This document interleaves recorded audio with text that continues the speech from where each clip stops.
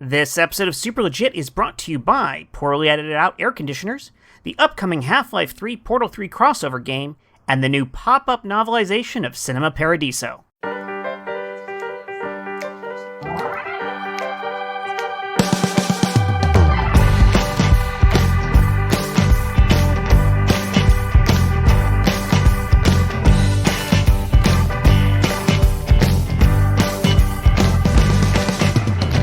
Welcome back to another episode of the Super Legit Podcast!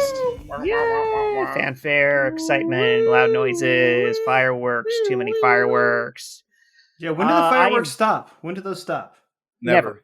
It's just, I mean, I don't know about the rest of the country or perhaps the world. I know July 4th is, of course, an American holiday, but America took over everything everywhere, and everybody loves America and wants it to be a part of their lives, no matter where they are in the world. It's that lovely foreign policy we have that everybody dearly loves. Yes, everybody is an extended American except for the people here who we don't want to take care of. I know we're doing a bit, but the true part is, I guess not, but in Silmar, not only do we like fireworks during the day, but like I live in an apartment complex and we're just doing it off our like front patios. It does not matter. Like, yeah. No, that's specifically because, as I was going to say, I don't know what it's like, in the rest of the country, but in California and Los Angeles area, it's just for months surrounding July 4th. It's just all every night. Sometimes just randomly you'll hear one. I'm assuming it's a firework because that makes me feel more comfortable than what it could be. A gunshot? Yeah. Or just, incendiary weaponry in general. Some sort of a homemade bomb, which I'm sure there's plenty of in the area. That's a great improv team name, Incendiary Weaponry. Mm-hmm. They do like the improvised movie. Yeah. That goes on our list of future team names. Thank you, buddy. Absolutely. Yeah. So, all right, we've already lost one team member for tonight, but we are unfortunately down a few people. Stephen C. James is still out of town. We don't have an Ali Marr for the evening, and amazingly, Michael Hyman has missed his second episode ever. We're soon going to have to stop being surprised that Michael Hyman isn't in an episode, and I'm not sure I'm ready for that. I told you not to feed him compliments after midnight. This is what happens. It is, yeah. He thought he could get away with it. Just the last episode was the first episode he'd ever missed, and now he's up to 2 in a row. Yeah. Is this he likes new streaks. Yeah, he likes new streaks. What is it a streak or a slump? I'm not sure. He has fallen off the wagon in his addiction to not being here. Wait. Oh wow. Okay. If we're not doing bits, I hope that's not my thing for the night. Instead of let me ask you this. I do have an update for Michael Hyman, though. He's in the Sequoias right now, checking out new campsites for the kiddos, which all sounds fun and good, but like there's apparently a lot of bugs, so like nobody wants to move, and there's no water, so it's hard to do anything with no water. Wow. I don't disagree with you. He's having a hell of a time. We've got Phoenix. We have Las Vegas. People don't need water. It's fine. Yeah. And I was speaking of bits. Since we're not doing bits, we're doing bits. Dude, when someone like tells you something, like most of my friends are comedians or writers or just general goofballs. And when somebody tells me something, I assume it's a bit. And I'm waiting for the punchline. They've just told me some horrible news, and I'm like, I don't get it. Yeah. And they're like, well, that's not a bit. And then I'm like, oh yes, you're a real human being that can express their feelings without. I wonder if that has anything to do with why sometimes, and I know other people have this problem too. Like when I'm delivering bad news, sometimes I start to smirk and crack up. And like it's awful, and I hate it. It's like it's that desperate desire internally to break tension with comedy. And it's like, no, this can't actually be bad. There has to be a funny twist to whatever's coming up. This must be dark humor. The fact that I'm about to tell you some terrible thing about your family member or whatever, it's got to be dark humor, right? Well, and nothing is funnier than at the worst possible moment, because all of comedy is describing the worst possible moment. Yes. Like when my uncle died when I was a kid, he lived in Tennessee. Mm-hmm. As we went to the funeral and getting, it's in a cemetery, but it's up in the mountains of Tennessee. So it's like, like major slope. Right. That's on, and like all burials, instead of just using the grass that God gave you, they have that astroturf spread around the actual burial site.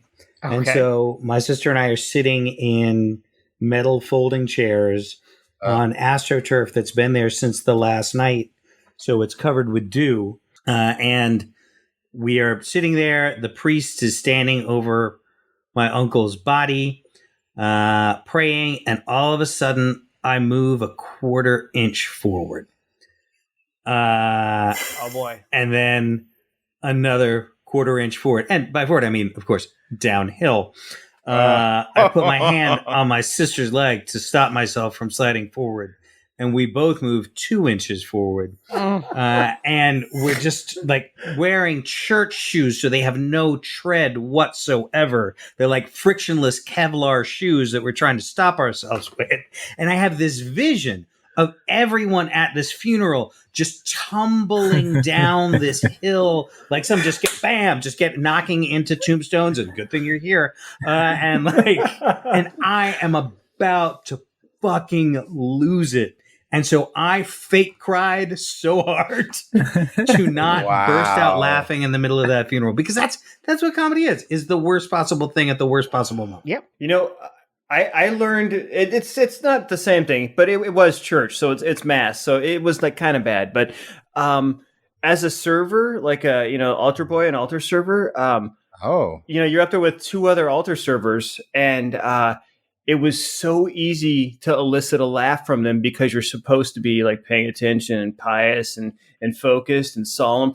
And it was, that's when I was like, oh my God, that was when I worked out some of my best bits, because the audience was not allowed to laugh. And so they were dying the whole time. I should have worked the funeral circuit, now that I realize that too. Well, I'm so glad we're sharing this type of stuff. It was, I think it was about a year and a half ago that my grandfather had passed away. And like the day before the funeral, everybody's kind of arguing with each other about who gets to say what part during the procession, and who gets the eulogy when, and who recites this, heavily Catholic family. So there's like 20 different prayers. And I wasn't at that meeting, but my mom was like, Josh is there. He's the first grandson. He needs to say a prayer. So like, I wasn't aware of this until like 2 minutes before the funeral. Oh yeah. Hey, you're saying this processional prayer. Oh, okay. So they hand me a sheet. I go up. There's like 60 people, huge church. And I read the prayer straight through, like how it shows on the paper. And then as I'm reading it, the father of the church comes up to me and puts his hand on my shoulder. He goes, "You're doing it wrong." And he kind of just nudges me out of the way of the microphone, and he does the prayer. And like the audience does like this perfect call and response, just like it never happened. So I just kind of slinked off to the edge and let the father have his moment, like he should have during my grandfather's funeral. Super. Now, the bride has just given her vows. Now it's time for the groom to give his vows as well. I believe you have something prepared that you wanted to say, so go right ahead. This is the moment where you... Okay. Yeah, sorry. I was just finishing that value meal from Wendy's. Okay. Yeah, she just knows that I prefer them because, always fresh, never frozen. Uh-huh. And I like my meals to have sides. Distinguishable sides. Like, yes, I enjoy an extra item of food on the side, but hey, Bill, Wendy's has square burgers. Bill, I know this isn't my part of the ceremony. In fact, I don't have a part of the ceremony as the father of the bride. But is this your actual? Are these your vows? Yes. Oh God, no! I went right into them. I thought it was a pretty smooth transition. You didn't. Clearly, case in point, right? You came up because you didn't know. Right. These were my vows. Listen, or if this was just something I usually do. Not like I haven't done this, right, babe? But let me just say, she's got her mouth full too. So just you're doing this absolutely wrong. It could not be more wrong. Okay, honey. Okay, Dad, are these part of the vows? No, princess. Is this conversation part of the vow? Princess, no, I'm not part of this. No, princess, I am looking out for you. Remember what I told you about him when you first started dating? I'm sorry. I did warn everybody ahead of time to please turn off their phones, Dad, before the ceremony. This was a specific warning I gave. You know what, Dad? People who live in glass houses should turn off their phones. You know what? You're absolutely. I'm going to go and sit back down in the audience, and I apologize if this is the way the kids do things today, and they talk about their Wendy's orders. So be it. Love is love. Love is patient. Love is kind. Love is reading off the thing you just ordered at Wendy's. Damn it, I'm paying for this too. Shit. No, don't go anywhere. Check this out. I mean, I have them written down too. Look, read the last 4 sentences. The back of your receipt? You want me to read the back of your receipt from Wendy's? Yeah, it's the vows written down. I think you'll find it interesting, the words that just came out of your mouth. Look right here.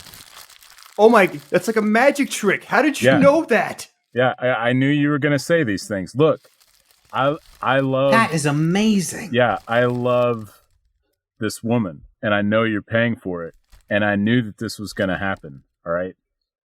So I wrote you into the vows as well.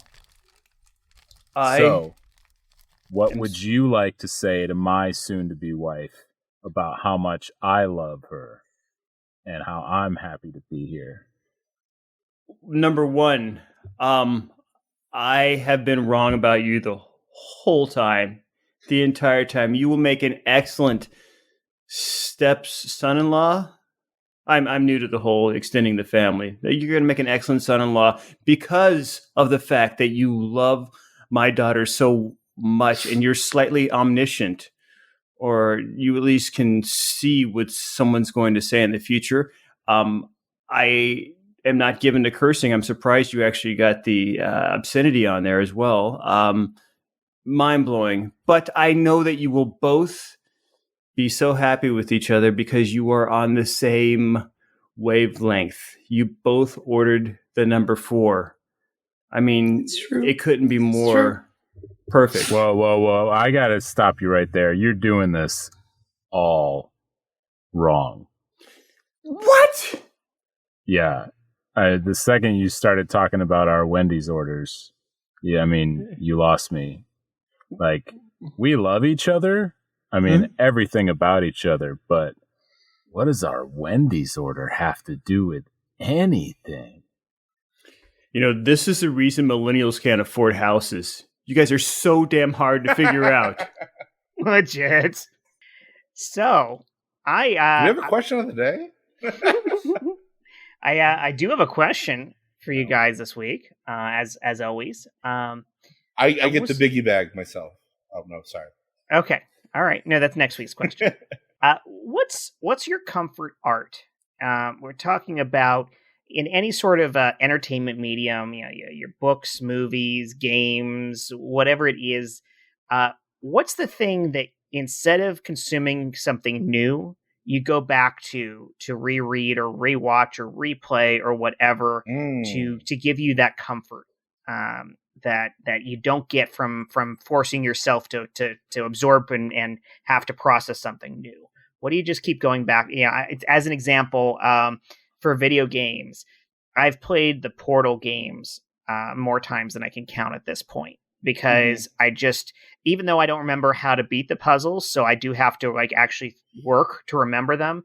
They make me feel happy and comfortable, and I know it's such a satisfying experience from beginning to end that if I've got nothing else that I'm willing to process, I'll go play a Portal game, especially if I get a new computer that can handle it. It's like, great, now let's see how this Portal game plays on this better monitor or this better graphics card. And gee, I just spent 5 hours playing through all of it.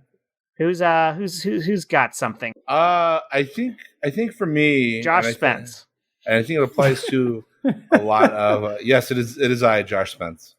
I think it applies to a lot of guitarists as well. I think the comfort art aspect isn't necessarily the guitar. I think it's the song that you play the most. Like you put on the guitar, you plug it into the amp, you dial up the right tone so it sounds the way you want it. It's like the first song or two that you play to warm up. That's generally the song that puts you in the mood, gets the vibe right, that kind of gets you ready to go. For me, that song I always play is "Everlong" by the Foo Fighters. It's my favorite song since the first time I've heard it. It's still my favorite song. It's a song I've probably played the most. What I find funny though is when I go to like a Guitar Center, you can also hear everybody else's comfort art, and you can tell like how old or how young of a guitar player they are based on that comfort art. Like if I hear somebody playing like the Enter Sandman riff by Metallica, it's like, oh, okay, we're the same age. But then like in the deep corners where like they don't want to be seen, you'll hear like some Deep Purple, like bum, bum, bum, bum, bum, bum. It's like, oh, okay, cool. That's also somebody who started on Guitar Hero. Right. There you go. Yesterday. Yes. So yeah, it's kids. It's for ages 8 to 80, I guess. So that's how that works. Yeah, absolutely. Yeah, I think I in a lot of things, I know when you're doing, say, accent work, or you're doing impersonations of a character, or you're going back, like if you're a voice artist and you've got a cartoon character that you do. It's common to have that entry line, that thing that like you have to say that one thing and it puts you into, oh, that's right, that's what this character sounds like. Well, I guess to differentiate then, because you have a great point there, that Smoke on the Water riff, the 80-year-old guy who's been doing it forever can do the chord progression great. Bum, bum, bum, bum, bum, ba-da. The Guitar Hero guy goes bum, bum. Wait a minute. Bum, bum. Nope, I almost got it. Hold on. Bah, nope, shit. Bah, bah, bah. You hear it? Bah, God damn it. Yeah, but that's that guy or that person is the same person with any task or skill that is certainly one that's perishable. It's like the dude that takes one Brazilian jiu-jitsu or taekwondo class, or that even joins the military, and then their friends back home think, you were in the military, therefore you know how to kill people in so many crazy ways, and you can probably kill me with your pinky, right? But then gets them to be like, show us something. So you're like, okay, go ahead, throw a punch at me. And then you do. They're like, no, not that fast. No, not with that arm. No, slow it down again. Yeah. No, I wasn't ready. Yep. For sure. It sounds specific. Yeah. I think though, like especially with what you're talking about, Josh, about that guy who keeps fucking it up and trying again and trying again and trying again. I'm just so impressed by those people. Mm-hmm. It brought me. It's a more recent revelation in my life to. You're impressed by the people failures? Who keep trying despite that. You watch skateboarders. This is such a thing among skateboarders where you'll watch them just injure the fuck out of themselves over and over again. They will make that jump and fall down the stairs, and then they go back up to the top of the stairs and they try the jump again and fall all the way down the stairs. And I know from a certain angle, there's people who look at that and go, wow, how fucking stupid is that person? But I'm the one who keeps watching that knowing, but then if I watch this video montage online, after 10 minutes of that guy gets the trick flawlessly. Right. And I can't do that because I will fall down that first time and I will be the quote unquote smart person and go, guess I can't do that. I'll never do that again. Mm-hmm. Well, there's a third type of person, which is the type of person who once dislocated their shoulder while tying their shoes. Who says, if I even watched that, I would never walk again. Yeah. Well, let me ask you this, Mr. Kaufman. I thought you weren't doing that one this episode. Yeah. Well, no. I mean, if we're doing bits, what's like the opposite of comfort art? And the reason I asked that is it's so funny that you mentioned the skateboarding thing. Like a guy I work with, he got his kid into skateboarding, so he practices the same couple of tricks to get warmed up. And like and the kid's like 6, so if like he eats it, he just pops right back up like nothing happened. Mm-hmm. But my buddy Nick, like, he's like, oh, I don't want to do those tricks anymore. I know how it feels to fall down, and like, I'm not about it. You know what the opposite of comfort art is? Yeah. Improv. For me. Really? Because it is the antithesis of exactly what I'm describing here. And it just crossed my mind when you were asking that, and I suddenly realized it. Because, yeah, the standard for me is if I don't know what I'm doing and I don't know how it works and I could fail at it, I just won't bother. And improv, I reached this point where, early on in the process, I was so scared of various unknowns. To get on stage at all was scary. To get on stage with people I've never played with before was scary. To get on stage with people who I looked up to as improvisers and was wowed by was scary. To get on stage with people who were brand new and not yet good at improvising and would make the whole thing very difficult was scary. And then I reached a point where I thrived on all of those things. And I loved playing with any combination of people. I loved playing with people who were, quote unquote, not good at improv. I was going to say terrible at improv, and I realized it was bad. That's the only reason I started to say, quote unquote. But yeah, people who just plain weren't good at it yet, and people who were 1,000 times better than me. And all of that was fun, and all of that was an amazing experience, and all of it is unknown, and I don't know what's going to happen, and I could fail miserably, and it's thrilling. And that probably is the opposite of that comfort art. Yeah, the good thing about improv is like the good thing about playing music or whatever, which is like you play that wrong note, and then the vibration just goes off in the air and disappears, and it's gone. Like you can never fail in that scene again. And so doing improv is like the worst improv show in the world is like, and now I will never have to do that again. Also, watching that vibration in the sky move further and further away, there's a beauty to that. To just you sound like the Deep Purple guy right now. I mean, I'm gonna say. But it is, and especially if you're decent enough at it, whether it's music or improv, or I imagine, I guess this applies to so many things. Painting, for example, if you make a mistake, you're the only one who necessarily knows you made the mistake, depending on what you're doing. Like if you're playing a classic track that everybody knows by their hearts, and you play the wrong note, it's obvious.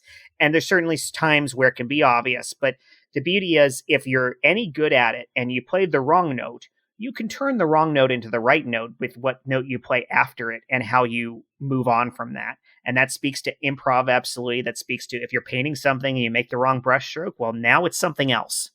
And so that's the power of those things is if you are confident in what you're doing, the mistakes don't have to be mistakes. Well, but mistakes are also part of success. Yes. I think people forget how the people that are the best at the thing they do, like professional athletes, the absolute best hitter in baseball is only successful 30 to 35% of the time. Mm-hmm. And that's a rarity. I mean, most people, it's like 25%. And but that's true for, I mean, all sports or any huge skill, right? Like skateboarding, all those failures are what lead to the success, right? You said, you got to have the courage to get past the idea of like, well, I couldn't do it once, so never going to be able to do that. Mm-hmm. I'll go play my comfort. You guys are making me feel so much better about being on my 6th marriage. I really appreciate the support. Thanks, guys. This is how you get this one right, or maybe the next one. Who's got another comfort thing? This is such an interesting question because I was like, I don't really go back to the same thing often. But you know what? The thing I'm one of those guys that there's certain things if I'm just tooling around on stations. If something comes up, I'm like, oh, I'm settling in on this. Like No Country for Old Men. I've seen it like at least a dozen times. But if it's on, I will watch it. I won't seek it out. But if I'm flipping around, it's on, I will watch it. Yeah. The Italian Job or Back to the Future or a few other things like that. Yeah. The other, last weekend or a couple weekends ago when it was the 4th of July, there was the Rod, White, and Blue on one of the stations, Rod Serling. And it was all the Twilight Zones. And I've seen them all. Yeah. I know them all by heart. I watch them and I love them. And some of that, I think, is because I do know them that I'm looking for something new. And as a guy that was an English major, I wish it was literature I could tell you about that I would go back to all the time. But the last thing I think I read actually was Cinema Paradiso. Because when I say read it, I'm talking about the subtitles of the Italian version of it. Yes. Mine was a picture book, so we're good. Okay, good. And like even like the monologues I do just for practice and rehearsal, like the monologues you outgrow because you're 10 years outside of that now, and you go back to them and reread them. I enjoy that as well. But I don't know that I have one thing that I go back to, but I do have that. I do find comfort in re-experiencing something I am familiar with, but it's not one thing. Yeah, no, but that makes sense. And I think oftentimes it is just falling into it exactly as you described. It's I can't count how often the right thing comes on the right time, because I don't watch live television anymore, but I certainly, it was one of those things where when I did, and I think its main value was just stumbling into something I recognized. And it's like, oh, no, I can do this. And I said The Italian Job, that one always comes up. Anytime that's on anywhere, like in a restaurant or whatever, I'm just like, no, I'm just going to watch this. Forget you guys. I've had that with a few things where I've watched them so much that I don't feel like I'm needed to watch them anymore. Yes. Like the experience is still going on. Like The Simpsons. Like I have seen the first 13 seasons of The Simpsons so much that like I don't need to watch them anymore because they're sort of always running in my head. Yes. When Pulp Fiction came out, I had one of the world's shittiest jobs in that I was working on the assembly line at a vegetable processing factory, which is a great way to appreciate any other job. But at the Dollar Theater in the town that I was living in had Pulp Fiction. And so I would get off this like mind-bogglingly terrible, shitty job where my nickname was the other white guy. And the guy who was the white guy was a guy named Kevin. He was just there till his sentencing. But Kevin was also a neo-Nazi, which is hard enough when he was the white guy. Right. Way worse when there was another white guy for him to what he thought was whisper to me with. But so after leaving this like nightmarish reality every day and just like exhausted, I would go drop $1 on the counter and I saw Pulp Fiction 21 times over the summer. And it's a great movie. And I have no desire to watch it again because I don't need to. Yes. I think you get that. You can find similar pleasures like that at any dollar movie theater. Because as we've talked about before, I too have also worked at a dollar movie theater. The dollar I spent was on Marvel versus Capcom. And I beat the same, and it was the same thing because the video game is designed to eat quarters. So like the first guy you defeat, no problem, perfect. The second guy is just like a twinge harder. The third guy is just a twinge harder after that. Fourth guy, boom, you're done, game over. Just takes your money. So like I know for like that 10 minutes, I can just zone out and just appreciate the video game for what it is. Because come level 4 guy, he's Hadouking my ass to Game Overville. So Hadouking my ass to Game Overville. I'm trying to come up with the title for the episode. Game Overville. Jimmy Buffett already has us on that Josh. one. Yes. I'm just more. I've just had it stuck in my head of what the inside of a vegetable. What did you say? A vegetable processing plant. So vegetable. I'm imagining vegetable. There it is. Super. Gary, I can't take this anymore. I've put too many tops of broccoli onto the stems. I don't know what I'm doing with my life. You are an essential worker. All right? Look, I can't understand anything you're saying through that mask. Without us, this world would fall apart. All right? You and I, we are the thin, green, orange, yellow, occasionally purple line that separates that world from anarchy. All right? You're okay, yeah. I mean, what would people do if they could only get broccoli as just stems or just florets. Right. Do you know what people would do if they saw the fucking box of Legos that's what their organic food really is? Wow. We are sitting on a powder keg. All that time in tomato assembly to work my way up to broccoli assembly. Yeah, and you know what? It is a promotion. It is quite a promotion. After this, we get to go to carrots. Yeah. And that's just stacking. Cut to carrots. Which order does what do they go in? It's green and green and green and then a little bit orange. I'm so confused. It goes once again, Philip. Orange. Slightly larger orange. Slightly larger orange. Okay. Slightly larger orange. All right. Slightly larger orange. With you so Slightly far. larger orange. I got Slightly larger orange. Yeah. Slightly larger orange. Okay. Slightly larger orange.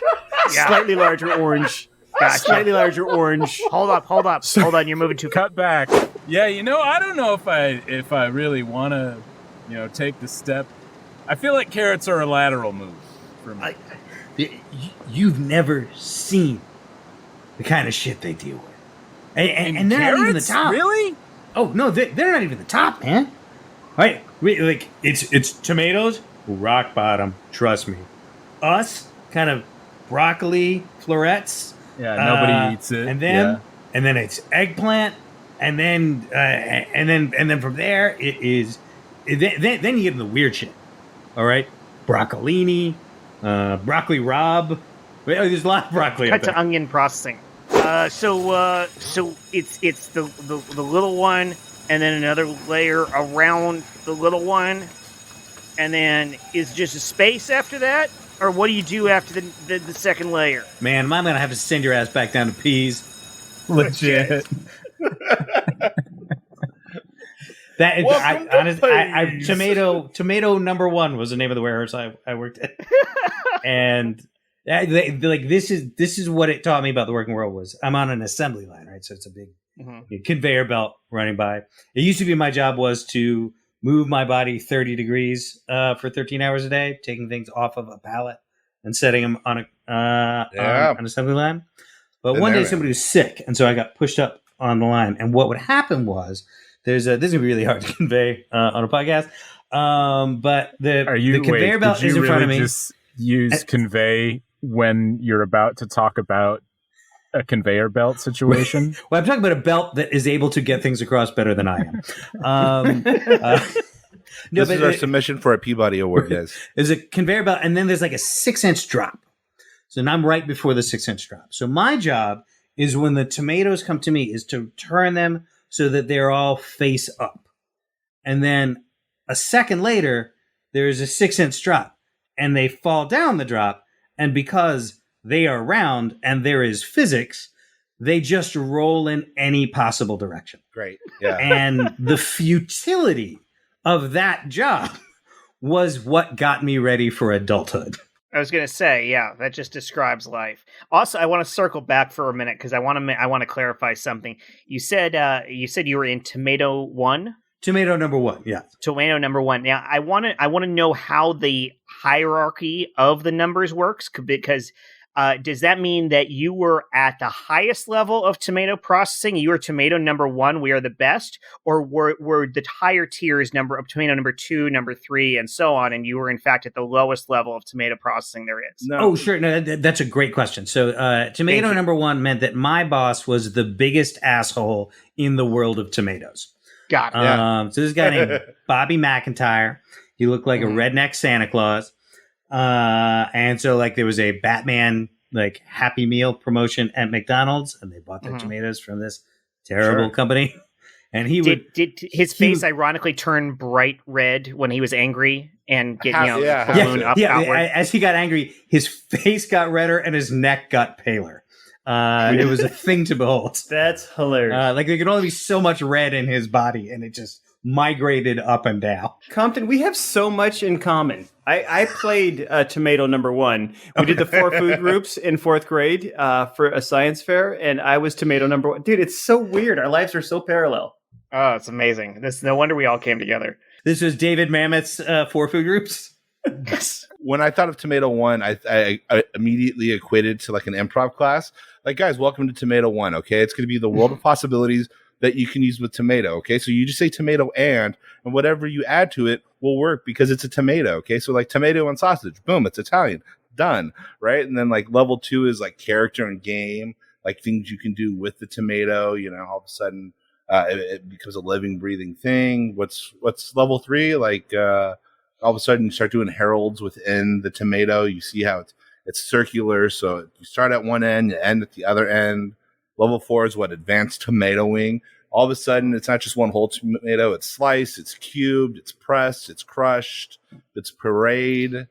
And then you get to your tomato class show where everyone's throwing live tomatoes, real tomatoes at your face. And the way they throw it, that's forms, different forms. Yes. So you get the sidearm tomato toss. You got to watch out for that. Getting real insight on the improv talk here. Very saucy. I think we've got some ads this week. I know Michael Hyman left us with another ad, which again, kudos to him when he's not here. He brings the heat with the ads no matter what. I think Chris Compton has that ad copy. Is that correct? That is correct. All right. So this is a new sponsor we have on board, and look, I don't want to talk shit about our other sponsors. But the truth is, the reason we've had bad sponsors is that we've been appealing to a lower class of people. I don't want to sound like I don't want to sound like I'm talking down to anybody. But many of those sponsors just were not worth living. So what we did was we decided it was time to trade up. All right. We're getting rid of a lot of those like riffraff sponsors and bringing in some of the big ones. So I got one right here I think it's something we're all going to enjoy hearing. We may not ever get to experience, but I think we're going to like it. Great. All right. Let me just hit play on this. Comes in a hologram, by the way, but you're not able to see it. Let's get it plugged in. Good morning. You've got a big day ahead of you. Lunch with Jeff Bezos, racquetball with the governor, and for dinner, you and your skull and bones brothers will... Sorry, I've said too much. But in between all that, you've got to run a Fortune 500 company, and those wages aren't going to slash themselves. Breakfast is the most important meal of the day. It's the CEO of meals. It's the you of meals. You are the best, and you are entitled to the best. Here at the 1% Bakery, we've got pastries handcrafted to help you take what you deserve out of life. Made from the finest ingredients our unpaid interns can find, they're filled with delicious vitamins and nutrients you need to cut healthcare benefits from thousands and thousands of families and children. We use trickle-down frosting. It's one of the best possible ingredients they have. It's frosting that you eat, and then we move on. And next, we've got an offshore bake account. So that's right, you eat it, but the fat never goes into your body. It goes away and lets somebody else deal with it. All right, here at the 1% Bakery, we're about giving you what you deserve, and what you deserve is everything. And if you like that, if you like our trickle-down frosting, if you like our offshore bake account, well, then why don't you have one of Grandma's old-fashioned apple pies? That's right, it is made in an old-fashioned house we took from someone's grandma. And what's it made out of? Well, I'll tell you, the secret ingredient we have here at the 1% Bakery, look, like any business, it's not about money. It's not about big expenses. It's not about big flashy buildings. It's about people. And the secret ingredient in our pastries is people. Poor people. Because you know what? There's nothing that tastes better than the tears of the poor, unless it's the tears of the poor sauteed in garlic and rolled and layer after layer after layer of croissant. So, guess what? You don't need me to tell you this, because you know it. Because you're so good, if you know something, it's the truth. Hunger is for the poor. And you're not poor. Otherwise, you wouldn't have this holograph radio. The 1% Baker. Wow. We really traded up, guys. That's fantastic. I love that our listener base has expanded into the 1%ers. That's the amazing. Trick. You just need one listener if it's the right listener. Hi, we love you, and we will do anything you need to maintain your lifestyle. Yeah, and they said that they would cut us a check for this advertisement after it aired, too. But I expect they'll make good on it. No. They said they would send it to my MySpace account. It said don't cash till 2065. So okay, well, man, with interest, this thing's going to be something great. to look forward to. I assume it's accruing interest in whatever country it's stored in. Yeah, absolutely. However, sorry, I can't listen to a Chris Compton like monologue or anytime he goes long distance without hearing him at the end going, "There's bugs on me." Yeah, it's maybe true of this bakery. Still one of my favorite ads from our April 1st episode of this year. Yes, classic. I didn't go with my go-to scream your way out of a sketch. I hope we see that today. That's what I'm teaching in my 101 class. Yes. As someone who rode the bus for 10 years in Los Angeles, scream your way out of it is a very effective strategy. This is true. I've seen it countless times, virtually every time I'm on public transit. I think we've got another advertisement this week, too, which is always nice when we get more than one. Will really pulls in those big bucks to keep this show on the air or whatever. Man. The data streams, the inner tubes. Sean Michael, I think you have this one for us. Yeah. As you know, a lot of the places, a lot of venues are opening up. So exciting. And someone from the I don't know this cat, but someone from the improv community reached out and has a new workshop opening up. Oh, and, shit! I have not listened to his ad yet, but I mean, dude comes up to me and says, "Hey, how am I not going to yes and that? How support the community. You got to support the community." So this is on an 8-track, which is weird, but vintage. We'll roll with it. Let me slide this in and let's give it a listen. Great. Have people said your improv is shitty and problematic? Have people said that you are shitty and problematic? Bro, yeah, me too. Hashtagging that up. I'm not a fan of this new accountability, so check it out. I did something about it. I created my own improv workshop. Improv for Alphas. Yeah. People say to be a good improviser, you gotta be a good person. Bro, what? Since you're the best person you know, my goal is to make sure everyone knows that. By saying that through improv. Alpha improv. I take what makes you alpha and I heighten your alphaness. Don't trust teachers and coaches who give you notes. Don't trust beta cup teammates who say you need to talk less and listen more. What? Definitely don't trust your gut and commit to the moment because ironic detachment and going blue is where it's at. Bro, I trust in the fact that I can single-handedly make your improv art. You don't need teamwork. You need tapping into your alphaness work. All the best moments of my improv experience were the jokes that I made about my dick and how rad it is. When done alpha, improv isn't just art. It's like really cool art. Mostly penis-centric.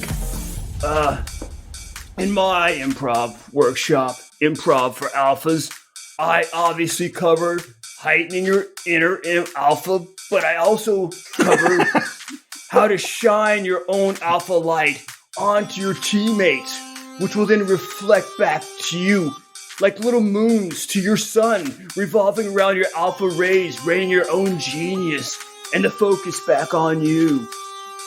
In my improv workshop, Improv for Alphas, I cover the basics of alpha improv in this new accountability world. Don't be put off by this whole inclusivity thing. I got you, bro.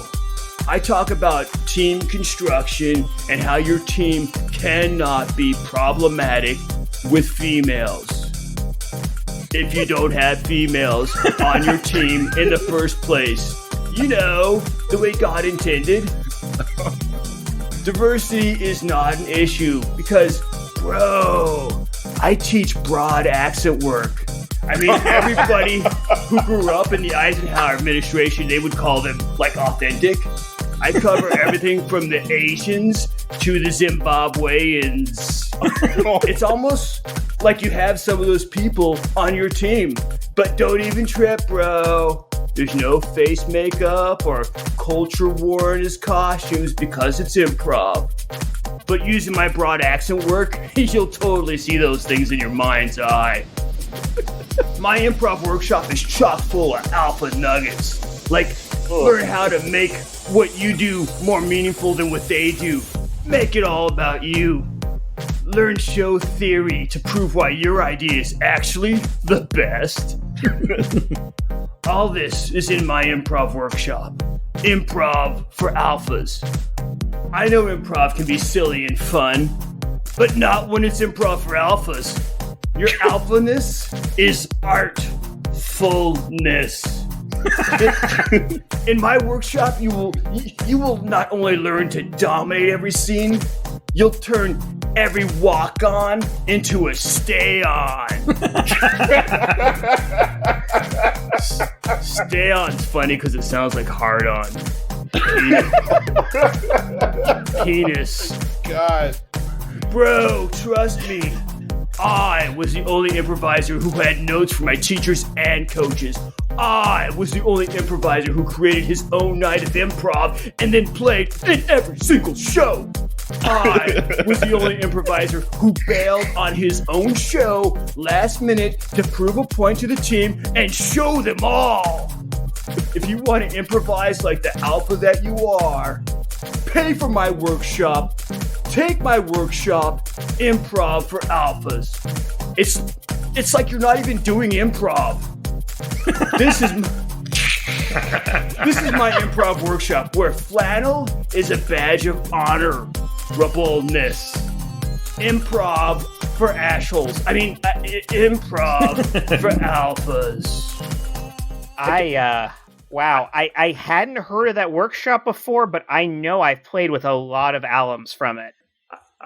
I did not preview that, as you guys can probably tell. Fucking sign me up! I love this guy. I mean, seriously, like that's the kind of attitude, because I hadn't realized what a beta cuck improviser I've been until I heard that guy shout into my face that fact, and I feel terrible about myself now. Flannel as war paint. Yes. I really appreciate like how he really drew me in by the familiar ties of calling me his brother. Or bro, yes. I guess he would have actually said. Hey, bruh. Yeah. I really felt like he was speaking right to my heart. I think the one downside to his product is, why should I take his workshop here when I could take it at any one of the improv theaters that he runs, being all of the improv theaters? Come on, a walk on into a stay on. Like, I think we all need that in our artillery. I just like that representation matters, and I'm so glad I finally see an improviser like myself justifying my choices. Absolutely. We can all be representative. And like as we saw like massive sexual harassment scandal after sexual harassment scandal, taking down douchebag guru improv teachers around the country. My favorite thing was seeing someone I know go, well, if that happened to that guy who assaulted all those people, it can happen to anybody. And you're like, I know, it's so what you think so anybody wild, right? is was just clarified. Yep. It's just, it's, because it's the same, like, no one ever sees like any of the famous serial killers. People weren't going around like, man, if guys just lose just one misstep, right, they could suddenly become a serial killer. Right. Yeah. If they arrest him for eating people, what are they going to arrest me for eating hamburgers? Yeah, guys, this is a slippery slope. I mean, this crew was just popped out of nowhere for assassinating the Haitian president. And like, what's to say that our improv group isn't next? Yeah, totally agree. We live in scary times. Yeah. Scary times. What do you think their comfort art was?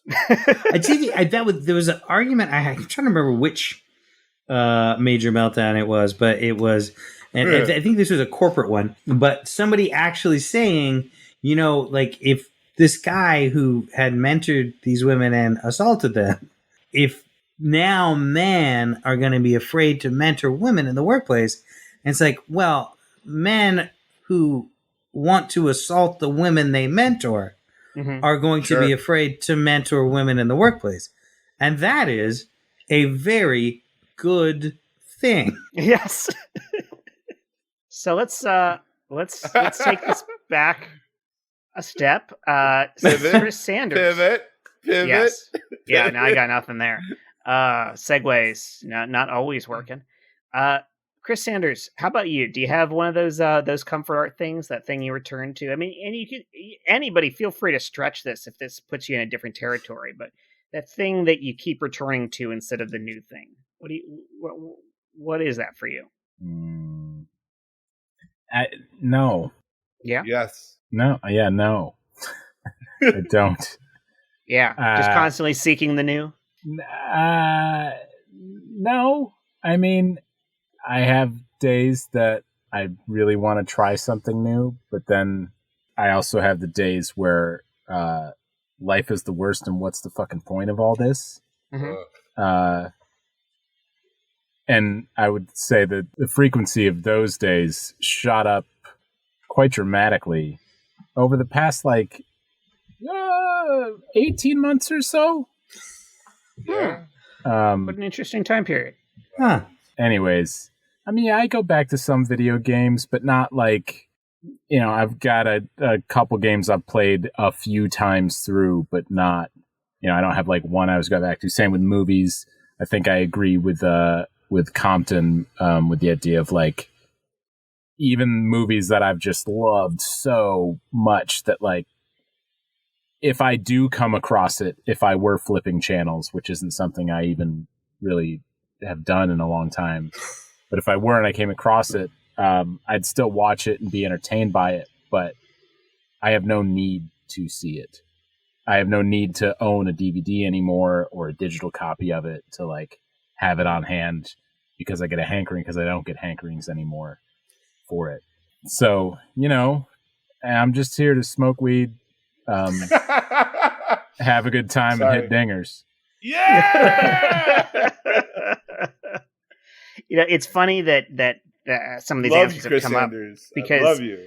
I started this question because it seems to be such a universal thing that people have these, and I had the example of a game that I've played a bunch of times, but I feel like there's this cultural standard of people who talk about when I was a kid or a teenager or whatever, I watched that movie every single day. Or so they can quote certain films or certain things just from the back of their minds just instantly like that. And maybe it is the ADHD thing for me or whatever, but I've never had a thing that I've generally done that many times. Super. Hey, Sonic, you put us on again. You know what that means, right? What? Our boy's depressed. He only puts Sonic and Knuckles on when he's feeling low. Haven't you noticed the pattern every single time? You are right. I am right. I know. Just to clarify, I'm Sonic I'm the video game character, Sonic the Hedgehog. You're Sonic. I'm Tails. And you're a human man. I got it. No, cool. Yeah, no, it's okay. It's weird. If you look across the screen, you'll see breaking the fourth Jet, wall of the video game screen is just a very jarring experience for video game characters. We've done this. We've done this a bunch of times, Sonic. Come on. I know, but I'm just we kind of have to. Hey guys, we kind of have to rehash this every time. Sonic, Tails. I'm sorry. It's getting awkward for me at this point. Because the reason I turn this on is to be able to just relive the same levels, like the Green Hill Zone, over and over again, and be comfortable. But every time I turn you on lately, you guys do this whole banter thing, and I don't know. It's not banter. Okay. Yeah, this is more about the mental health of me. Yeah, like I'm the one running those levels all the time. Okay, and then he loves to just take me out of my existence and merge with another universe. And all I'm saying is it's a little bit jarring. I know I'm the fastest being in my universe, but my universe is pretty small. So are you trying to tell me that right now as the player that my actions are irrelevant because you're the one running the level and I'm just hitting buttons mindlessly and it has no impact on you or the world or my life, and I'm just reliving the same moments over and over again doing nothing? Jet, let me tell you this. When you're watching Sonic run and he falls off the screen and I pick him up to save his life, yes, I saved your life, Sonic. Are you doing that or is it somebody else doing that? It's not you.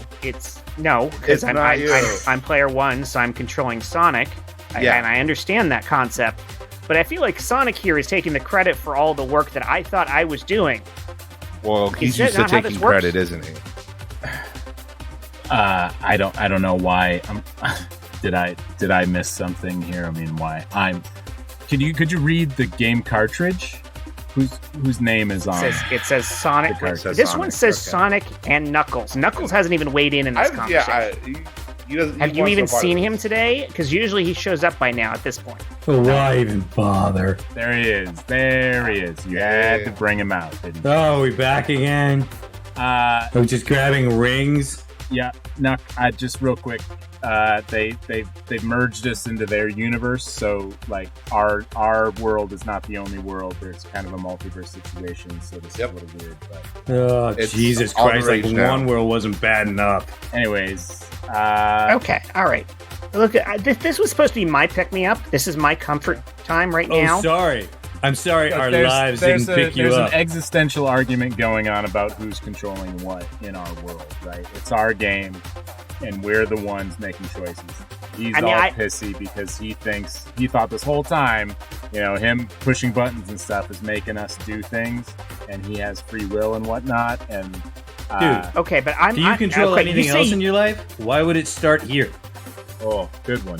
You say your game, but come on, guys. I'm the one who spent all the time downloading the illegal ROM off the internet, loading it into my emulator on my computer, and running the existential and Wii mod pack for it.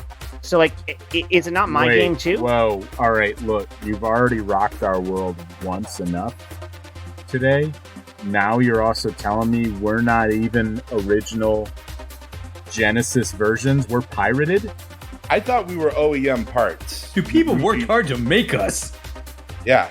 No, this is an emulator running on my Windows 10 computer. I mean, you guys are not even running at official frame rate. The frame rate's been upped. Guys, it's widescreen. Do you guys think you were originally in widescreen? No, guys. I have three tails. I have three tails. I'm not OEM. I could give you two extra tails if you wanted. There's a mod for that. God, dude, don't mod me. You're gonna mod me? No. Oh. You want us to sympathize with your shitty day when I just found out that I am somebody's world's most boring crime? Jesus fucking Christ. Wow. Hey, I'm like a shoe you jaywalked with. What the fuck is that? How am I supposed to sympathize with you? Knuckles is a ferret. I think he's normally an echidna, but in this case, yes, I did apply the ferret mod for Knuckles. I think it's a good look on him, honestly. Why? They're slinky, they're cute, they always think they can fly, but they can't. They jump off of high ledges and then just plummet like a cartoon character in real life. What kind of cheap-ass Dr. Moreau are you? Thank you. Amen. High five. Nuck, I feel like we've made a little bit of a breakthrough here on your depression lately. Yeah, you know what? That like depression, I'm moving backwards through the 7 steps. Like I was in depression. I'm anger. I'm going to be bargaining soon, but this is a sweet spot I'm in right now. This is fantastic. Yeah. This is fantastic. Glad I could help you guys get a breakthrough here. Again, I'm glad you I fucking just helped us do one thing. Ow. I'm sorry. I didn't realize that my efforts to kind of heal myself mentally were having such a negative effect on the 3 of you. I feel bad. I feel bad now. I'm sorry. Maybe try a different ROM. Okay. Yeah. Maybe try a different ROM. We're working on stuff. We're all working on stuff. Maybe you want to just let us back into our universe, kind of close the hole that you created, and maybe you know what you can play us if you want, and we will. Total control is in your hands or fingers, or like I don't know how you people play these things or think you play them, but just whatever. You got total control, or you play a different thing, or you play something else. Because that's what I'm gonna do. That's what I'm gonna do. You know, honestly, I didn't really grow up with Sega. This wasn't my thing. That's part of why I did the piracy thing, was so I could kind of step into this world a little bit. I've always been more of a Nintendo guy anyway. I'm gonna shut off the Sega Genesis emulator, and you guys can go offline and Mario and Luigi always gave me the comfort I needed without any of this extra lip here. I know Sega always had the extra attitude, and I see exactly where that's playing out right now. Hey, you ever pull Mario out of his world? No, not that I'm aware of. Yeah, okay. Well, maybe you should try doing this to Mario, okay? Yeah. Try doing this to the OG, okay? Hey, Mario, I'm just saying, maybe you let Ami go through the pipes first this time. Luigi, look, does it even really a matter? You will go through the pipes. I go through the pipes. It does. Both of us go through all the pipes and wind up in the same place. It doesn't matter, because every time you jump through a pipes, you get all the coins. And then when I jump through all the pipes, there's no coins for Luigi. Luigi, wealth is a fleeting. We have the coins, but do we spend them on anything? I don't. Hey guys, I'm gonna throw Wario in here right now because Wario's all about the money, and he's gonna grab all of those coins. A Wario is an asshole. Please don't do that, player one. Look, I downloaded the mod. I went through all of the effort at what this point. What is with everyone and the mods? A mod. You can put Wario in here if you want. If this will provide a ray of light into your empty existence, go right ahead. We can be something to help you as you kill yourself with that Wendy's combo number 4. Thank you, Mario. This is why I always go back to Nintendo. You have low standards. Legit. A little bit of extra fun for the people at home. Josh and SMB are frozen for me. How about the rest of you guys? Can you see them? Is there action? Yeah, I can hear Josh. I can't. Really? That's great. SMB looks super happy with every single thing I've said. Like, he is really into. He thinks I'm hilarious, according to his frozen video. Josh is just not sure. He's just really unsure about this scene. Let's throw this Compton. I'm not sure if we got. The beauty of the way these questions get asked is people answer them via their own special ways before they've ever been asked. But I'm not sure if we got a full answer out of you. Is there something that is your comfort art? Well, I feel like I tend to hyper zoom in on things. Nice. In the most completely anxiety filled days of the pandemic. One thing I would do is watch the first 4 minutes of the first episode of The Good Place, which is essentially just seeing the door open and Michael saying, "Eleanor, come on in." And that I need a comforting God face welcoming me in the door. And that was all I needed.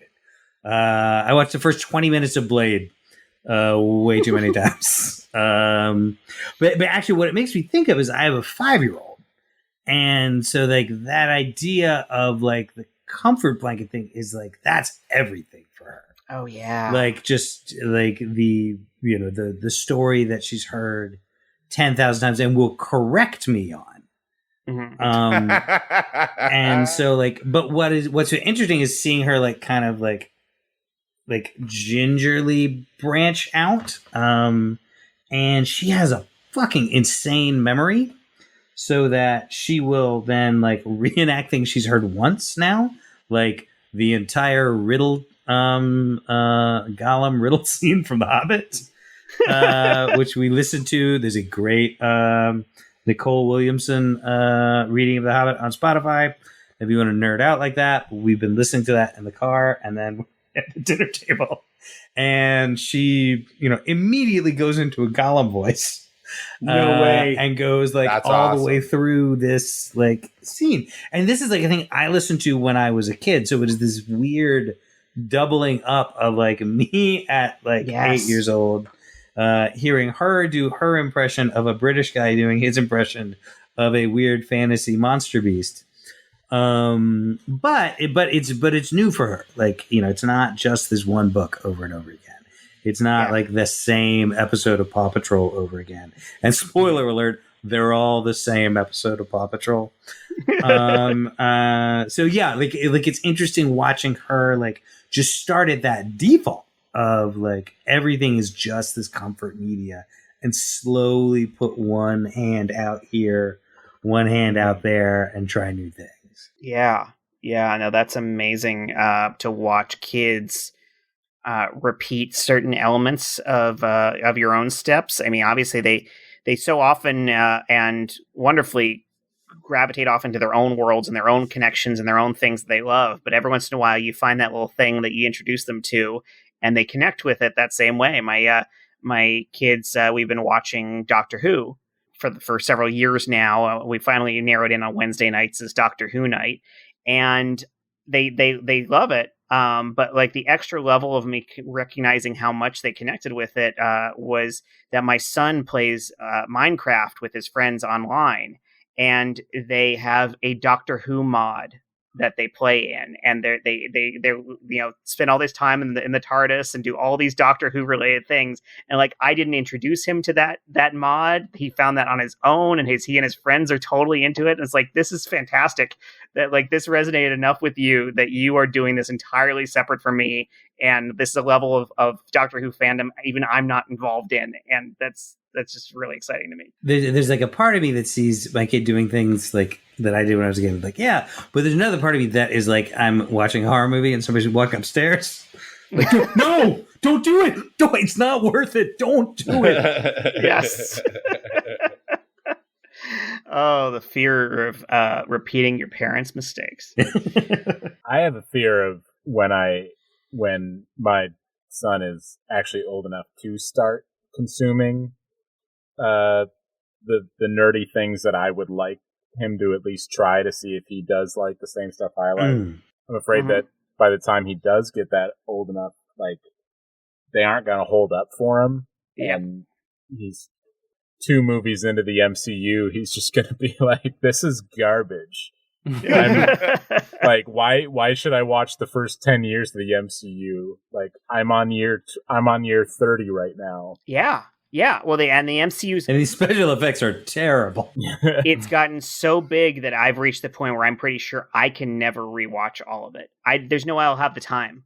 I've done it before, and I did it with the kids when they moved in with me, and we were getting ready for whatever Avengers film was coming out then, and so we really made the effort to watch through every single one, and so now we all have seen every single one to this point. But yeah, I don't think I will ever have the time, especially now if the Disney Plus show's in there as well, to ever be able to rewatch all of it. It's not possible. But I do like, there's a part of me that really likes the idea of like the things that I'm so emotionally invested in. My kid looking at it, like I like my kid looking at like a Pixies album or like Minor Threat or some like I'm crazy just having punk this thought. band. Yeah, go. And like looking at it like it was the Barbra Streisand and Barry Gibb album that was on my parents' record shelf.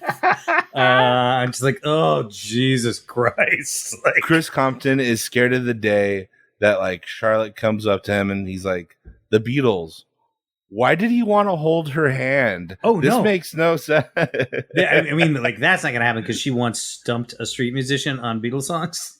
Oh, that's amazing. That's great. Yeah, it comes up, it's like, hey, she was wearing like a yellow submarine shirt. It's like, hey, what's your favorite Beatles song? And she says, I Feel Fine, which is like a non-album single. Yeah. Oh my God. And he's like, hey, Jude.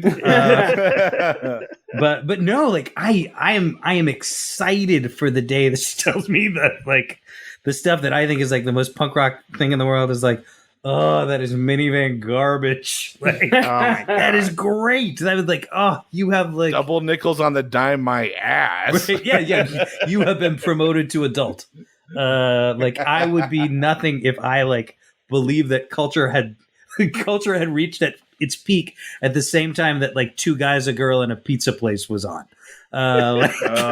Like, we are not the apex of civilization. And on the idea of the art we love not aging well and our kids not appreciating it, we end this episode of the Super Legit podcast. Why? Which will live on forever as perfect art that every future generation will respect. I had the best scene. And appreciate. It was going to be... we can't see him put his hand in front of the camera. Yeah, I did it like 8 times. No one saw it. No. Nobody knows. We established this. No one can see your face. No. Now I have to leave in that conversation about it so everyone knows what we're talking about. Right. I want to Josh, the audience can't see your face right now. So we cut back to the wedding chapel. I want to thank Matt Walker and the son as always talks to his for his dad intro and outro music. It's his wedding vows. so good. It really And makes his wedding the vows were tone about of the the Wendy's show. thing. You can find a link to his website in the show notes. So, am I frozen or am I just not here as well? I want to send a quick reminder to The podcast all is of our frozen. listeners. You're doing fine. Review us to the back on your and then podcast talk about platform of lighting choice. fireworks, 'cause we talked Subscribe about if you're not fireworks in already the beginning. subscribed. We bring And the tell whole your thing friends together. about how And good then this the show firework is. lands, If you and think then it's that's bad, the that's processing fine. Tell them plant. that too, because at Where, least like, you'll be start talking talking about about our the show to show people, into and that's all we really care about is that Hey, people recognize our should- existence. I gotta say, these alpha improv scenes are fucking awesome. Hey, though, Jet, for real, should I start recording? Yeah, that's it for this episode of Super Legit, so you should start recording now. I don't believe anything's on. Oh my time, I kicked the door on its hinges just so I could move on. Oh,